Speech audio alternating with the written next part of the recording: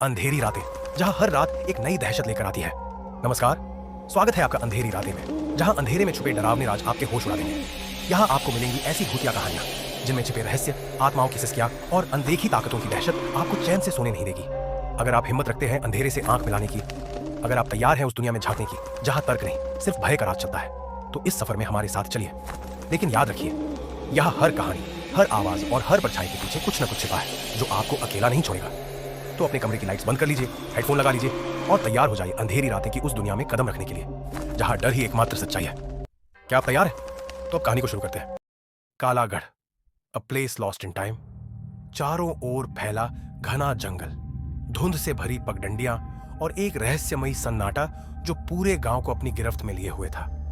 इस गांव में कोई नहीं आता था और जो आता वह लौट कर नहीं जाता।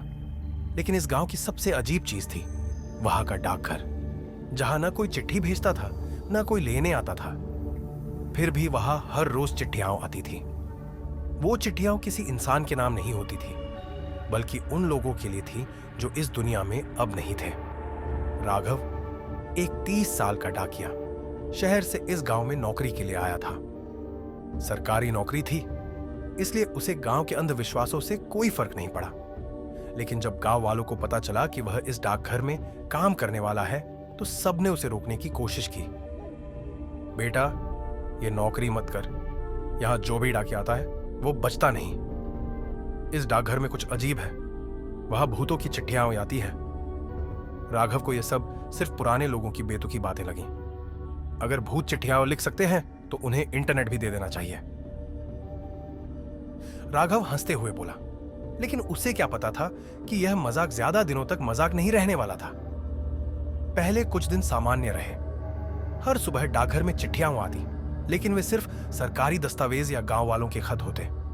लेकिन फिर एक रात कुछ बदला। रात के 11 बज चुके थे। राघव अकेला डाकघर में बैठा चिट्ठियों की छटाई कर रहा था, जब उसे एक पीली पड़ी हुई पुरानी चिट्ठी दिखी। भेजने वाले का नाम कोई नहीं, रिसीवर का नाम कोई नहीं, पता श्मशान घाट, कालागढ़। राघव को लगा कोई मजाक कर रहा है, लेकिन जैसे ही उसने चिट्ठी खोली उसके हाथ कांपने लगे। चिट्ठी में लिखा था, राघव, अब तुम्हारी बारी है। तुम्हें भी बुलावा भेज दिया गया है। अपनी आखिरी यात्रा की तैयारी कर लो। राघव को झटका लगा। उसने चिट्ठी को फेंक दिया और सोचा कि किसी ने डराने के लिए भेजी होगी। लेकिन तभी थक थक थक दरवाजे पर किसी ने दस्तक दी। इतनी रात को कौन आया होगा? राघव ने दरवाजा खोला, लेकिन बाहर कोई नहीं था। हवा में एक अजीब सी ठंडक थी। पास ही रखे लकड़ी के खंभे पर टंगा घंटा अपने आप बजने लगा। राघव ने तुरंत दरवाजा बंद किया और भीतर चला गया। लेकिन जब वह अंदर पहुंचा तो उसे टेबल पर रखी चिट्ठियों के बीच वही चिट्ठी फिर से पड़ी दिखी। लेकिन इस बार उसके नाम के आगे एक दिन बाकी लिखा था। अब राघव को सच में डर लगने लगा था। अगली सुबह राघव गांव वालों के पास पहुंचा और उन्हें चिट्ठी दिखाई। एक बुजुर्ग आदमी ने चिट्ठी देखते ही कहा, तू अब नहीं बचेगा बेटा। ये चिट्ठी जिसको मिलती है वो जिंदा नहीं रहता। राघव को यकीन नहीं हुआ। उसने फैसला किया कि वह इस चिट्ठी का जवाब लिखेगा। उसने कागज पर लिखा, कौन हो तुम? मुझे क्यों बुला रहे हो? रात को जब उसने चिट्ठी को डाकघर की मेज पर रखा तो एक अजीब घटना हुई। खिड़कियां अपने आप खुल गईं, ठंडी हवा चलने लगी और चिट्ठी हवा में उठकर खुद तय हो गई। जब राघव ने उसे उठाकर देखा तो उसमें जवाब लिखा था, हम वही हैं जो पहले इस डाकघर में थे और अब तुम्हें भी आना होगा। समय खत्म हो रहा है। अब राघव को एहसास हो गया था कि कुछ गलत हो रहा है। उसने अगले दिन गांव छोड़ने की सोची, लेकिन जब वह रेलवे स्टेशन पहुंचा तो स्टेशन खाली था। कोई ट्रेन नहीं, कोई टिकट काउंटर नहीं।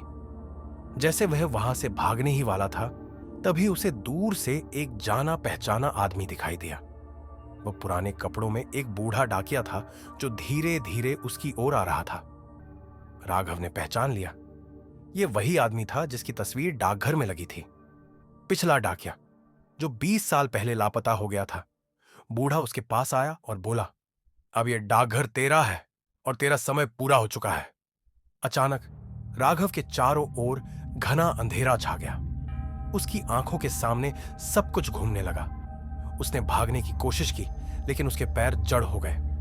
अगली सुबह गांव वालों ने देखा कि डाकघर का दरवाजा खुला हुआ था, लेकिन अंदर राघव नहीं था। टेबल पर एक नई चिट्ठी रखी थी जिस पर लिखा था, डाकघर अब किसी और को बुला रहा है, अगला कौन? उसी दिन शहर से एक नया डाकिया गांव में आया।